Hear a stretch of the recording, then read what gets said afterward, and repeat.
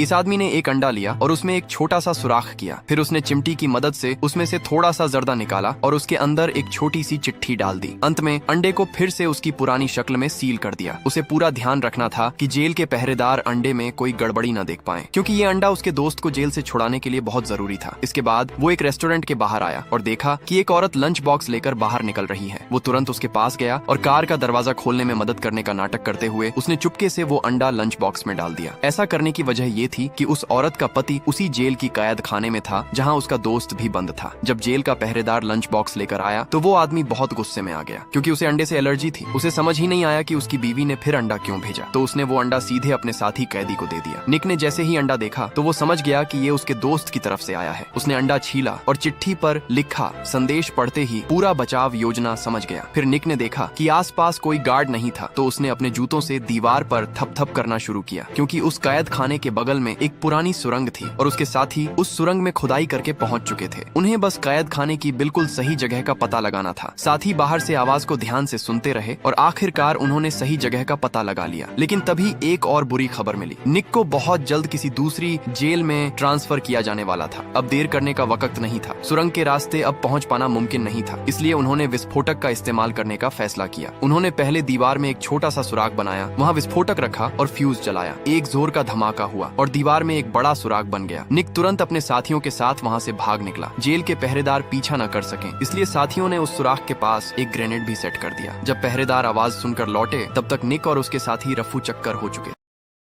小红书